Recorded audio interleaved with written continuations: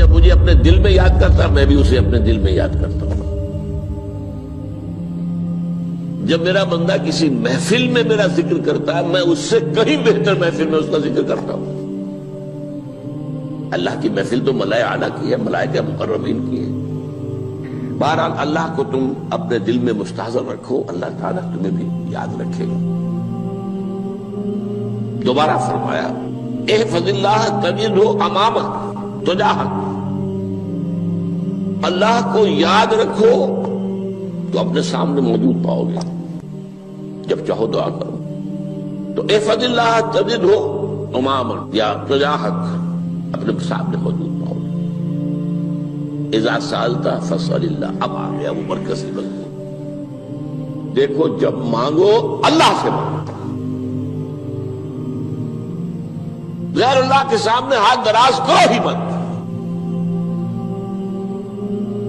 ایک حدیث میں آتا یعنی حرام نہیں ہے، دنیاوی قواعد اصول قوانین کے تحت کسی سے مدد چاہنا، کوئی سوال کرنا حرام نہیں ہے. آپ سوال کریں، مدد لیں، اسی پر دنیا قائم ہے، ایک دوسرے کے ساتھ تعاون کے ساتھ.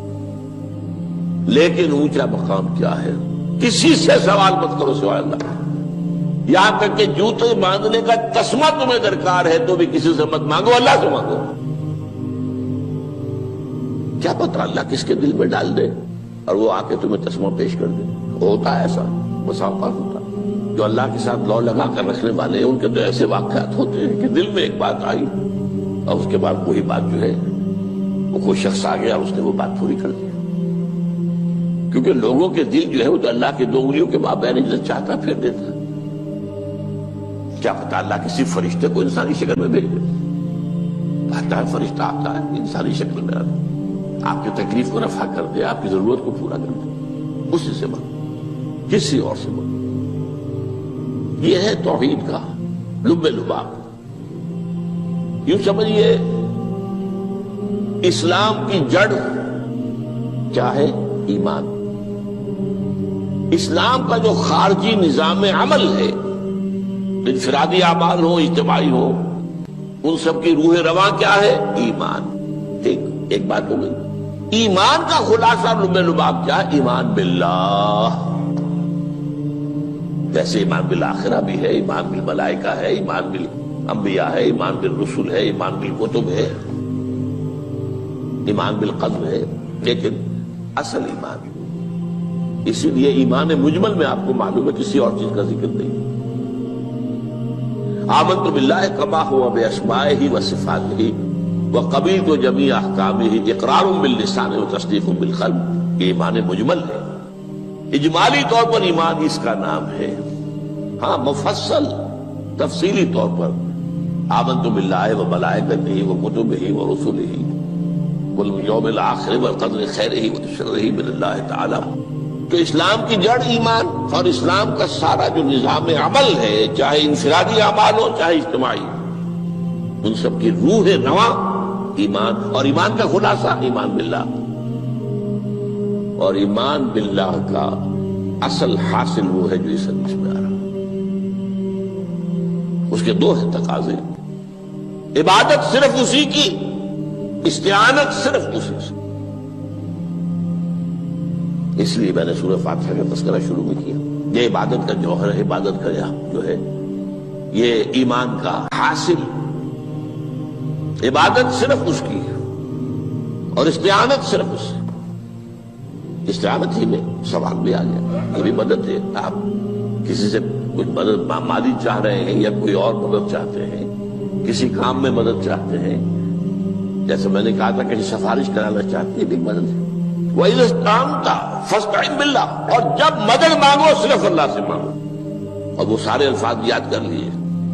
استدعاء، استعانت، استغاثہ. یہ جو غوث اعظم سے استغاثہ کیا جاتا ہے یہ تو شرک ہے. استغاثہ اللہ سے، دعائی اللہ کی. اس اعتبار سے استمداد، استعانت، استدعاء، استغاثہ یہ سب اللہ سے، صرف اللہ سے. عبادت صرف اللہ، ایاک نعبد، اور استعانت صرف اللہ سے. مانگو صرف اللہ سے، جب مدد طلب کرو صرف اللہ سے، اور جان لو اگر تمام لوگ جمع ہو کر تمہیں کوئی فائدہ پہنچاؤں گے نہیں پہنچا سکتے، الا بشیء قد كتب اللہ لك وان اجتمعوا على ان يضروك بشيء لم يضروك الا بشيء قد كتب اللہ عليك، اگر سب مل کر چاہے تمہیں کوئی نقصان پہنچا دے نہیں پہنچا سکتے مگر وہی کچھ جو اللہ نے تمہارے لیے لکھ دیا۔ اب بتائیے خوف کی جڑ کٹ جائے گی کہ نہیں؟ یہ جو ایمان جو ہے یہ خوف اور حزن دونوں سے نجات دلانے والی بات ہے۔ جو حقیقی مومن ہے وہ اللہ کا ولی ہے، حقیقی مومن وہ اللہ کا ولی ہے، اور الا ان اولیاء اللہ لا خوف علیہم ولا هم يحزنون۔ یہ اولیاء اللہ کو علیحدہ مخلوق نہیں ہے، کوئی ان کے سر پہ سینگ نہیں ہوتے، انسان ہی ہوتے ہیں، لیکن حقیقی معنی میں مومن ان اعتبارات سے جو آج ہم پڑھ رہے ہیں ایمان اس درجے کا پہنچ گیا تو اللہ کا ولی ہے۔ ان لوگوں کے لیے خوف کس بات کا ہوگا؟ کس سے خوف کروں؟ اس کے ہاتھ میں کچھ ہے ہی نہیں، اور اگر کچھ اللہ نے میرے لیے لکھ دیا وہ آ کر رہے گا، چاہے میں لاکھ گڑ گڑاؤں اس کے سامنے کہ مجھے چھوڑ دے، اگر اللہ نے لکھا وہ آیا وہ تو آئے، تو کاہے کو اس کے سامنے گڑ گڑانا، کاہے کو جبرسائی کرنا اس کے سامنے، اور کسی کے ہاتھ میں کچھ ہے ہی نہیں، میرا خیر ہے ہی نہیں، کاہے کو خوشامد کرو اس کی۔ اور سنیے رفعت الاقلام، دیکھو نوجوان قلمیں اٹھا لی گئی ہیں، وجفت الصحف،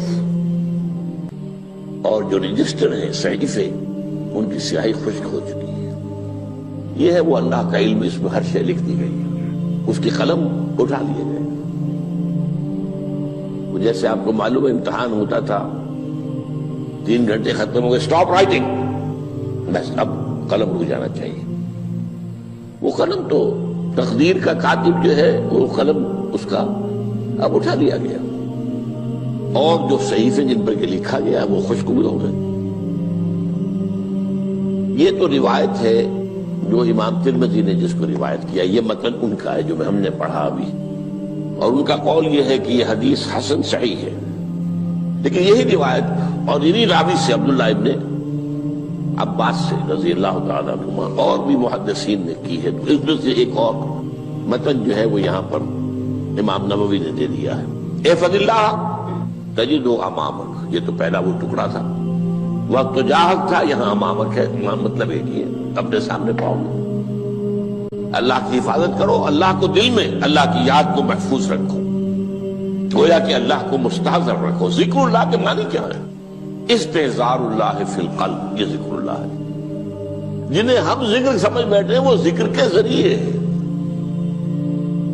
اقیم الصلاۃ لذکری، نماز قائم کرو میری یاد کے لیے، نماز ذریعہ ہے یاد کا۔ یہ علیحدہ بات ہے کہ آپ نے 17 رکعتیں بھی پڑھ لی ہو عشاء کی اور یاد آپ کو آئی ہی نہیں کوئی، آپ تو ایک میکینیکل انداز میں جو ہے وہ اٹھک بیٹھک کر رہے ہیں اور آپ کی زبان سے کچھ بھی نکل رہا ہے، تو اس کا آپ کے شعور سے، دل کی گہرائی سے کوئی رابطہ ہے ہی نہیں، وہ ذکر تو نہیں ہوا۔ ہاں نماز فرض تھی وہ ادا ہو گئی، آپ کی ایک فرض ادا ہو گئی۔ تو جنہیں ہم نے ذکر سمجھا وہ ذرائع ذکر ہے، اللہ اللہ سبحان اللہ زبان سے، یہ تاکہ اس کے نتیجے میں وہ ذکر حاصل ہو جائے۔ استحضار اللہ فی القلب، ذکر کے معنی ہے استحضار اللہ فی القلب۔ تعرف الی اللہ فی الرخاء، اور دیکھو کشادگی کے وقت میں تم اللہ کو یاد رکھو، اللہ کی طرف رجوع کیے رہو، بھول نہ جاؤ۔ وہ نہ ہو جو کبھی کہا تھا، بہادر شاہ ظفر کے اشعار میں سے بہت زور کا شعر ہے، ظفر آدمی اس کو نہ جانیے چاہے کتنا ہی ہو فام و زکا، جسے عیش میں یاد خدا نہ رہی، جسے تیش میں خوف خدا نہ رہا۔ وہ ہے کشادگی کی حالت میں، جبکہ تمہارے لیے کشادگی ہے، اللہ کی طرف رجوع کیے رکھو۔ یعرف کا فی الشدہ، تو اللہ اپنی توجہ تم پر رکھے گا شدت کے وقت میں، جب تمہیں کوئی تکلیف ہے اس تکلیف کو تم پر آسان کر دے گا۔ تکلیف تو آنی ہے، لکھی ہوئی ہے، وہ تو آئے گی، لیکن یہ کہ اللہ تعالیٰ اس کی شدت کو، ایک ہی چیز ہے جس کو ایک انسان بہت شدت کے ساتھ محسوس کر رہا ہے، دوسرا آدمی اتنا نہیں محسوس کر رہا ہے، احساس کا معاملہ ہوگا نا۔ وہ تو اصل میں اگر انسان کی نرز کٹی ہوئی ہے تو احساس ہوگا ہی نہیں، سرے سے ہی نہیں ہوگا۔ تو اس اعتبار سے اللہ تعالیٰ تمہارے لیے وہ شدت کی کمی کر دے گا۔ وَاعْلَمْ أَنَّمَا أَخْطَأَكَ لَمْ يَكُنْ لِيُصِيبَكَ، اور جان لو جو چیز تم سے چھوٹ گئی ہے، رہ گئی ہے، وہ ہرگز تمہیں ملنے والی نہیں تھی۔ اب آپ نے کسی ملازمت کے لیے درخواست دی ہے، درخواستیں مانگی گئی ہیں، اپنی سی محنت کر لی، نہیں ملی ملازمت، اب آپ بیٹھے ہوئے افسوس میں، رنج میں، غم میں، فلاں نے یہ کر دیا، فلاں نے یہ کر دیا، وہ فلاں جو ہے بڑی تکڑی سفارش لے آیا تھا، فلاں نے رشوت دے دی۔ چھوڑو میاں اس کو، وہ تمہارے لیے نہیں تھی۔ کاہے کو اپنے ذہن کے اندر یہ کھچڑی پکا رہے ہو بیٹھے ہوئے؟ خواہ آپ شاید سوء ظن میں بھی مبتلا ہو رہے ہو، کسی نے نہ رشوت دی اور آپ سمجھتے ہو کہ رشوت دی ہے اس نے۔ یہ ساری چیزیں جو ساری سیئات، ان کی جڑ کٹ جائے گی۔ وَاعْلَمْ أَنَّمَا أَخْطَأَكَ لَمْ يَكُنْ لِيُصِيبَكَ وَمَا أَصَابَكَ، اور جو چیز تم پر آ گئی، لَمْ يَكُنْ لِيُخْطِئَكَ، ہو ہی نہیں سکتا تھا کہ وہ تم پر نہ۔ یہ کر لیتا تو ہو جاتا، شاید یہ کر لیتا، میں نے ٹیکا پہلے لگوا دیا ہوتا تو یہ بات نہ ہوتی۔ بھائی وہ جو ہونا تھا وہ ہونا تھا۔ اب یہ وہ چیز ہے جس سے انسان میں کیفیت پیدا ہوتی، تسلیم و رضا۔ ہم بھی تسلیم کی خو ڈالیں گے، بے نیازی تیری عادت ہی صحیح، اے اللہ جو تو نے چاہا مجھے قبول ہے۔ اسی لیے میں نے آپ کو آیتیں سنائی سورہ تغابن کی، ما اصاب من مصیبت الا باذن اللہ، کوئی مصیبت نہیں آتی مگر اللہ کے اذن سے۔ وَمَن یؤمن باللہ یہد قلبہ، جو اللہ پر ایمان رکھتا ہو اللہ اس کے دل کو ہدایت دے دیتا ہے۔ ہدایت کس بات کی؟ تسلیم و رضا۔ سر دوستاں سلامت کے تو خنجر آزمائی، نہ شبد نصیب دشمن کے شبد ہلاکے تیغت۔ اے اللہ تیری طرف سے ہے، مجھے قبول ہے، اور بظاہر مجھے تکلیف ہو رہی ہے لیکن یقیناً اس میں میرا کوئی خیر ہے۔ بیدک الخیر، تیرے ہاتھ میں تو خیر ہی خیر ہے، جو بھی تیری طرف سے آئے۔ سر تسلیم خم ہے جو مزاج یاد میں، اور یہ مضمون جو ہے زیادہ بڑے پیمانے پر سورہ حدید میں آیا ہے۔ ما اصاب من مصیبت فی الارض ولا فی انفسکم الا فی کتاب من قبل ان نبرأہا، کوئی مصیبت نہیں آتی نہ تمہاری جانوں میں نہ زمین میں زلزلہ آ جانا، سیلاب آ جانا، کچھ اور زمین کا دھنس جانا، یا یہ ہے کہ تمہاری جانوں میں کوئی بخار ہو گیا، کوئی اور تکلیف ہو گئی، اچانک معلوم ہوا کہ انسان جو کینسر ہے، اور کینسر بھی اب 3rd سٹیج کو پہنچ چکا ہے، لیکن جو بھی آیا ہے وہ اللہ کے علم کی کتاب میں پہلے سے لکھا ہوا ہے۔ فی کتاب من قبل ان نبرأہا، یہ کتاب میں درج ہے اس سے پہلے کہ ہم اسے ظاہر کریں۔ اس کا نتیجہ کیا نکلنا چاہیے؟ لیکن لا تأسوا علی ما فاتکم ولا تفرحوا بما آتاکم، افسوس نہ کیا کرو جو تم سے جاتا رہے، چھوٹ جائے، کوئی عزیز فوت ہو گیا، کوئی موقع ہاتھ سے نکل گیا، ارے بھائی میں چوک گیا، بڑا موقع تھا، اب اس پر افسوس کر رہے ہیں۔ نہیں، جو چیز دیکھیں، لا تأسوا علی ما فاتک ولا تفرحوا بما آتاک، جو اللہ تمہیں دے دے اس پر اتراؤ مت۔ وما اصابک لم یکن لیخطئک واعلم ان النصر مع الصبر، اور جان لو اللہ کی مدد صبر کے ساتھ آتی ہے، جو آئے اس کی طرف سے جھیلو، زبان پر کلمہ شکوہ اور شکایت نہ آئے، اللہ سے شکایت نہ آئے، تسلیم و رضا، جو تیری رضا ہے۔ تیری صحت ہمیں منظور ہے لیکن اس کو، مولانا محمد علی جوہر ایک مرتبہ جیل میں گئے، ایک بیٹی بیمار ہوئی، فوت ہو گئی، اس کے بعد دوسری مرتبہ پھر جیل میں گئے، دوسری بیٹی کو وہی بیماری ہوئی، جیل میں اطلاع ملی کہ بیٹی کو یہ بیماری ہو گئی ہے، تو خط لکھا ہے اشعار کی شکل میں، کا آخری شعر یہ ہے: تیری صحت ہمیں منظور ہے لیکن اس کو نہیں منظور تو پھر ہم کو بھی منظور۔ ہم تو چاہتے ہیں میں بیٹی کے تجھے شفا ہو جائے، اسے منظور نہیں تو پھر ہمیں بھی منظور۔ وَاعْلَمْ أَنَّ النَّصْرَ مَعَ الصَّبْرِ وَأَنَّ الْفَرَجَ مَعَ الْكَرْبِ۔ فرج، فراخی، کھل جانا کسی چیز کا، یہ ہے کرب کے ساتھ، تکلیف کے ساتھ، تکلیف ہوتی ہے ساتھ۔ اللہ نے قانون بنایا ہے دنیا کا۔ اب آپ اندازہ کیجئے بچے کی ولادت میں ماں کو کتنی تکلیف اٹھانی پڑتی ہے۔ آج کل تو فیشن ہو گیا ہے، سیدھے سیدھے جاؤ، آپریشن کراؤ، تکلیف سے بچ جاؤ، لیکن یہ ہے کہ یہ بھی آپ کے علم میں ہوگا، وہ ساری تکلیف جیسے ہی بچے کو لا کر ماں کے برابر لٹایا ہے، ساری تکلیف ختم، پھر جو راحت اس سے میسر آتی ہے۔